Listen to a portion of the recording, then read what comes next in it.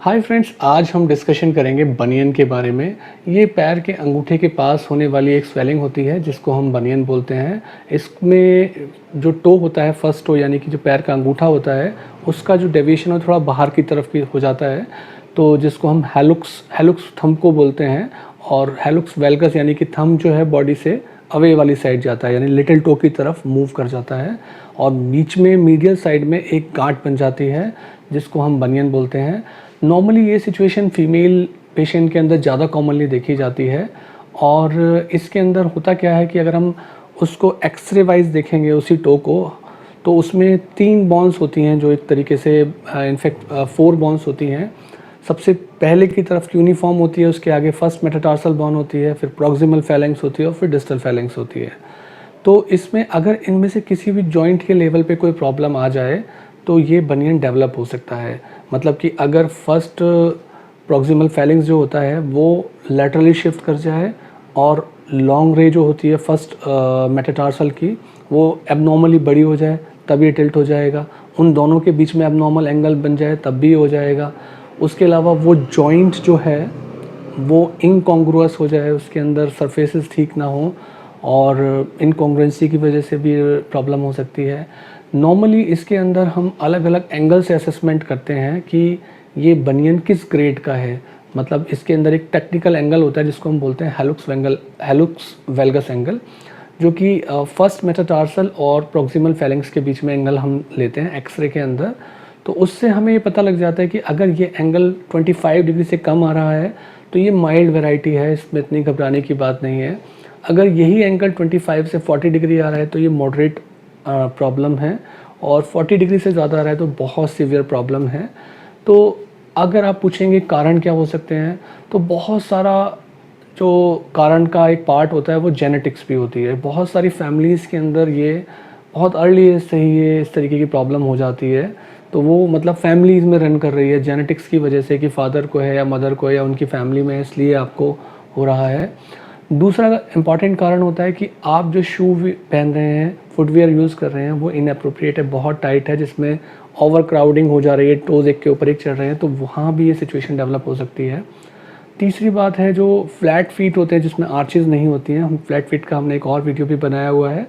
तो flat feet की वजह से भी ये जब फुट थोड़ा सा प्रोनेट हो जाता है, बाहर की तरफ मूव करता है, तो वहाँ भी बनियन डेवलप हो जाते हैं। इसके अलावा एक टेंडन आता है फीट के अंदर जो नीचे ऊपर लेग से नीचे की तरफ जाता है, टिबियालिस पोस्टीरियर।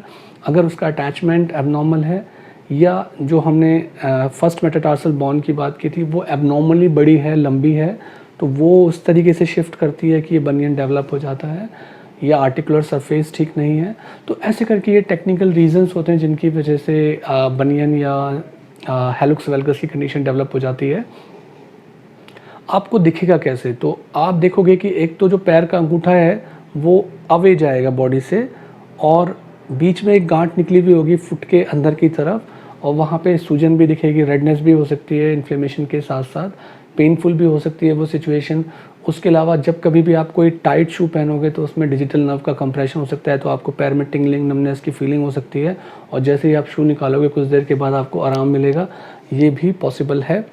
उसके अलावा फुट के अंदर एबनॉर्मली ये सिचुएशन अगर लंबे समय तक बनी रहती है तो हैमर टोज बन जाते हैं। मतलब जो फर्स्ट टो है उसके अंदर थोड़ा फ्लैक्शन हो जाता है, मुड़ जाता है, वो हैमर टो बन जाता है। उसके अलावा कैलसिस बन जाते हैं, जो गांठें बन जाती हैं उसके पास पास, वो चीज़ें भी डेवलप हो सकती हैं, इन्फेक्शन भी हो सकता है उसके अंदर उन कैलसिस की वजह से। तो आपने इसको क्लिनिकली देख लिया, पेशेंट को देखा, उसमें एंगल देखा, आपको समझ में आ गया, फिर आपने उसका एक्सरे कराया फीट का, एपी, लैटरल और वेट बेयरिंग एक्सरे कराते हैं खड़े होकर। उसके अलावा आप सेसेमॉइड व्यू भी कराते हैं साथ में, तो आपको ये इसके बारे में अच्छे से आइडिया लग गया और आप एंगल जज कर सकते हैं कि ये किस ग्रेड का हेलुक्स वेल्गस है। क्या ये माइल्ड है, क्या ये मॉडरेट है, क्या ये सीवियर ग्रेड। इसके अलावा जो एंगल्स होते हैं, डिफरेंट एंगल्स होते हैं। जैसे कि एंगल जो हमने हेलुक्स वेल्गस एंगल की बात की थी वो प्रॉक्सिमल फैलेंक्स और फर्स्ट मेटाटार्सल के बीच का एंगल है। उसके अलावा दोनों मेटाटार्सल के बीच के एंगल भी देखे जाते हैं। नॉर्मली वो 9 डिग्री से कम होता है जो दोनों मेटाटार्सल के बीच का एंगल होता है। उसके अलावा और भी एंगल्स यूज़ किए जाते हैं जो हम इसमें देखते हैं। और अब सपोज़ करिए कि ये सिचुएशन आपने एक्सरे में और क्लिनिकली जज कर ली है, तो ऑप्शंस क्या हैं? तो ज़्यादातर केसेस के अंदर जहाँ कोई ऐसी रिक्वायरमेंट नहीं है, माइल्ड वैरायटी का बनियन है या हेलुक्स वैल्गस है, तो उसके लिए स्पेसर्स आते हैं, स्पेशल सपोर्ट्स आते हैं जिसको लगा के आप प्रॉब्लम से बच सकते हो, शू पहन सकते हो, आप अपनी नॉर्मल लाइफ के रूटीन काम कर सकते हो। प्रॉब्लम आती है या तो वो बहुत पेनफुल हो जाए, और ये भी एक रिजेक्शन का कारण होता है आर्मी या डिफेंस के अंदर जाने के लिए, और ख़ास तौर से उन यंग एज बॉयज़ के अंदर जो कि उसके अंदर आर्मी या उसके अंदर जाना चाहते हैं, डिफेंस फोर्सेस के अंदर जाना चाहते हैं। तो उस सिचुएशन के अंदर फिर वही वाली बात आती है कि ये सिचुएशन ऐसी नहीं है कि आप कुछ करेक्शन करके इसको ठीक कर सकते हैं। आर्मी का मैटर है और आपके लिए वो चॉइस है। तो आप अपनी तैयारी करने से पहले ही ये जो बेसिक चीज़ें, क्योंकि ये बहुत बड़ा रीज़न है जिसमें लोगों को रिजेक्ट किया जाता है, तो आप पहले से ही उसका एक डॉक्टर से कंसल्ट कीजिए, ऑर्थोपेडिक सर्जन को दिखाइए और उसके बारे में देखिए कि क्या ऑप्शंस हैं हमारे पास, कितनी ग्रेड की सिवियरिटी है। बट एक ऑप्शन जो आता है कि अगर आर्मी में जब टेम्परेरी रिजेक्शन हुआ है तो आप किसी डॉक्टर से जाके और एक्सरे करा के आप अपनी ग्रेड असेस करा सकते हैं। तो अगर वो माइल्ड ग्रेड है और वो 25 डिग्री से काफ़ी कम आ रहा है एंगल, और वो फिज़िकली देखने में लग रहा है थोड़ी प्रॉब्लम है, बट एंगल दिखाया और आपने किसी डॉक्टर से सर्टिफाई करा है, तो कम से कम एक प्रोबेबिलिटी रहती है कि आप अपनी बात रख सकते हो कि ये कोई बहुत सीवियर प्रॉब्लम नहीं है और मुझे कोई ऐसी प्रॉब्लम नहीं आएगी। बट अगर इसे लॉन्ग टर्म देखा जाए तो इसका ट्रीटमेंट जो होता है 2 अलग अलग लेवल पर होता है। एक सॉफ्ट टिश्यू प्रोसीजर्स होते हैं कि जहाँ हम सॉफ्ट टिश्यू जो मसल होती है इसके आसपास जो बनियन होता है उन सब के ऊपर हम सर्जरीज करके इसको करेक्ट करते हैं। और खाली सॉफ्ट टिश्यू से प्रॉब्लम ठीक नहीं होती है, हमें बोन के अलाइनमेंट जो बोन टेढ़ी हो गई है उनको भी सीधा करना है।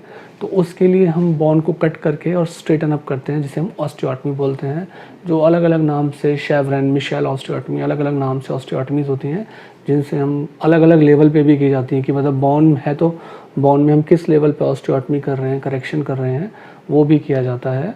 और क्योंकि मैंने बताया था कि एक यूनिफॉर्म बोन से लेके मेटाटार्सल बोन से लेके आगे प्रॉक्सिमल फेलेंक्स तक प्रॉब्लम होती है, लिगामेंट की वजह से भी हो सकती है।